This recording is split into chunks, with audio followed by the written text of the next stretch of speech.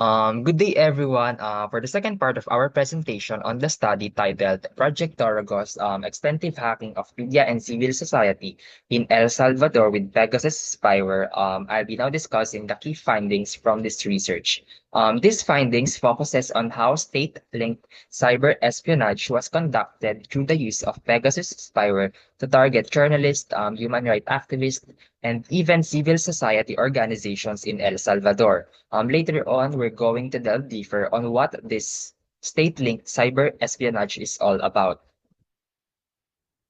But before diving into the specific findings from the study, let's first define or seek to understand the origin of these two words. The name Pegasus refers to the winged horse in Greek mythology. It symbolizes speed and freedom. So in this case, if we contextualize it and relate it with the study, it can now represent how quickly and silently the spyware can infiltrate one's mobile device. On the other hand, spyware refers to a part, or I must say, spyware are just part of a broader category known as Trojan. Trojan are types of malware designed to deceive users by pretending to be legitimate software. So from the word itself, spyware, these are the secretly installed data on a person's computer or mobile device in order to obtain the owner's private information. So in this connection, we can now somehow see or view how the term or how these two words um, came up with, which is called now as the Pegasus spyware. So what is Pegasus spyware? Pegasus is a spyware developed by the Israeli cyber intelligence firm NSO Group. It is which were founded way back in 2010. The company specializes in developing surveillance software designed to help government agencies and law enforcement to track criminal activities. NSO Group created Pegasus to allow its clients to remotely access mobile devices for surveillance purposes.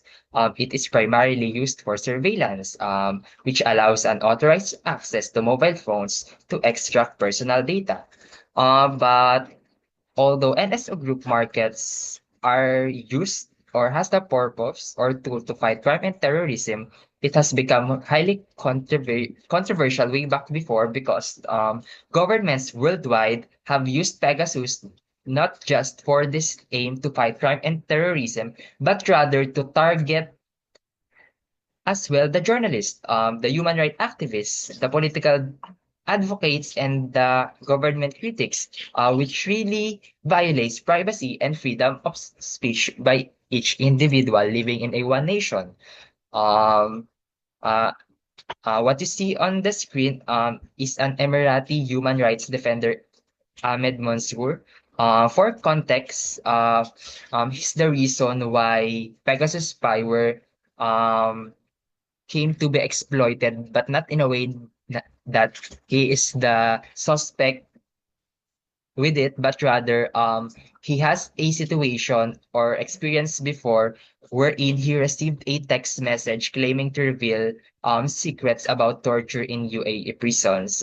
The message included a link which Mansour, being cautious, sent to the citizen lab of the University of Toronto for analysis purposes. And upon analysis of his concern, they discovered that if Mansour had clicked the link, it would have jailbroken his phone and implanted the Pegasus spyware through a form of known as social engineering. So what I am saying here is that this is one of the first known instances of Pegasus in action, meaning in this scenario, it is where Pegasus takes place, which marks the beginning of its widespread use in targeting high-profile individuals worldwide.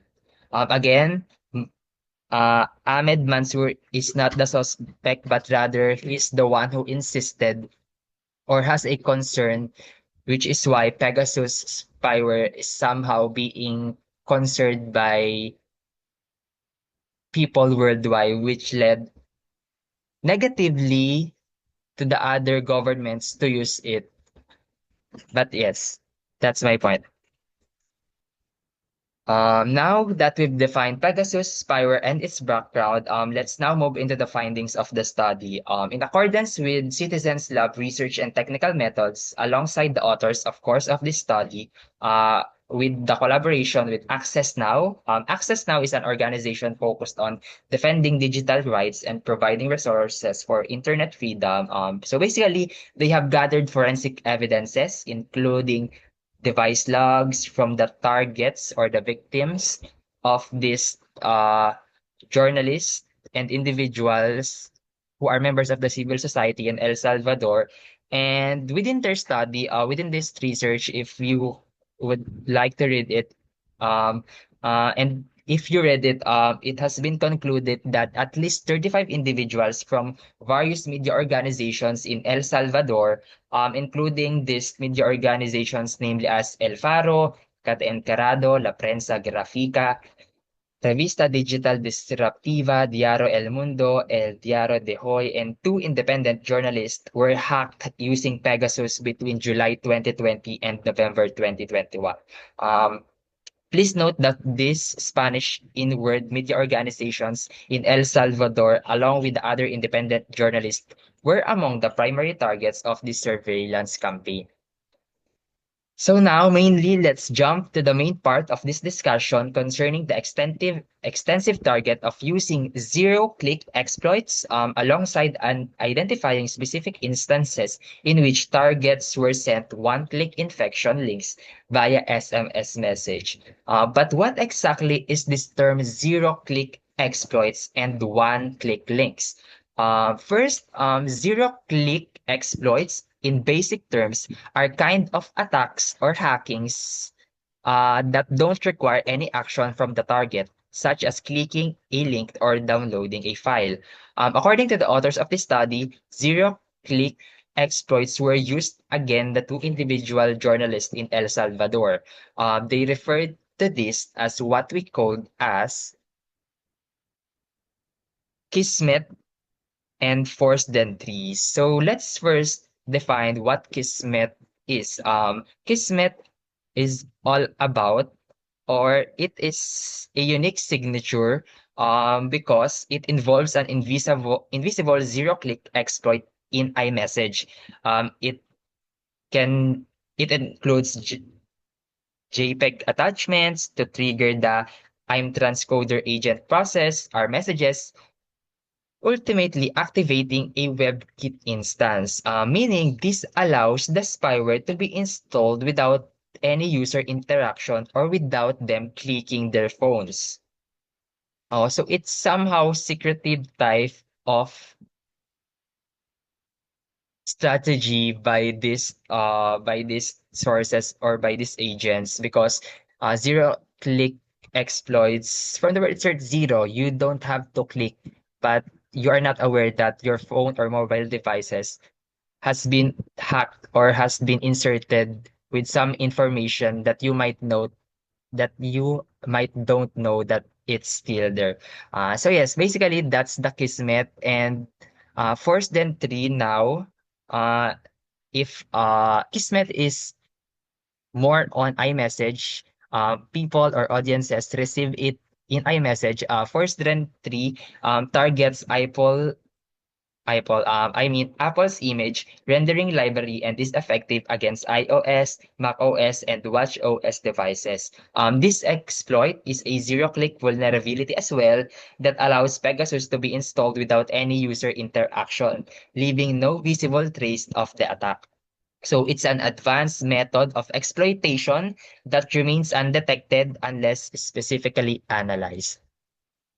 So if we have zero click exploits, we have this term as well as one click exploits. So one click links or one click exploits are obviously different from the word itself, one click.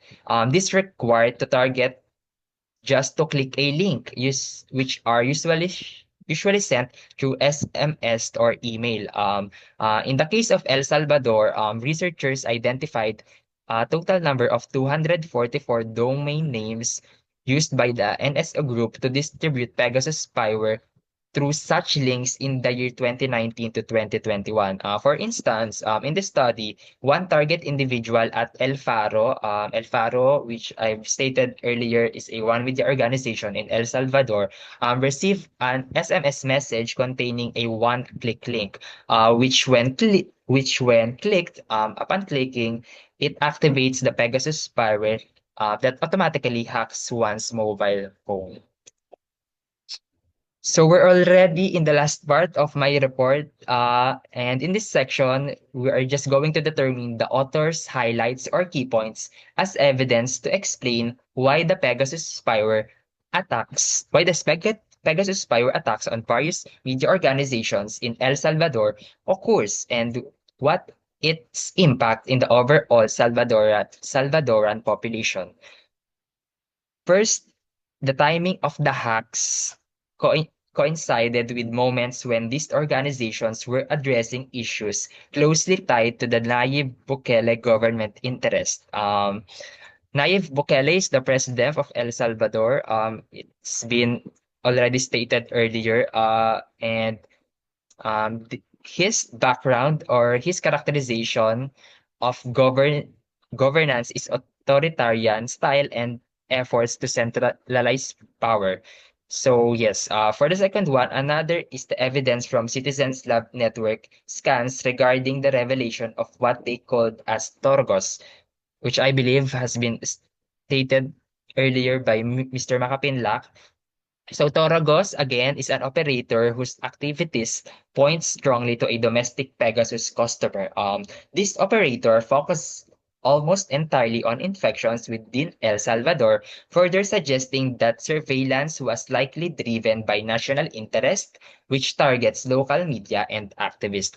So basically, these are the evidence and concerns um, regarding this matter, especially that El Salvador has a issue. They has a background of having a authoritarian style of governance, which is why this kind of spywares led for its people, to be mode in activation to be an active member of the society in which they can freely speak. And speaking of speech, um, I don't like to spoil the next presenter of Miss Mariano. I will just now conclude this report. So ayun, in conclusion, this presentation highlights the significant impact that Pegasus spyware has had on various media organizations in El Salvador. The use of zero-click exploits like Kismet and Forced Entry alongside with one-click infection links shows how targeted surveillance on journalists and activists was carried out with sophisticated methods. These attacks not only violate privacy but rather also undermine press freedom in the country, which I am talking and meaning about earlier, that people cannot freely speak because of the authoritarian power of the president in El Salvador. So that's all on my end. And now I think we can now proceed to the final topic, which will be discussed by Miss Mariano, discussing and delving much more deeper about the global misuse of Pegasus spyware. Thank you so much for listening, and yes, thank you so much.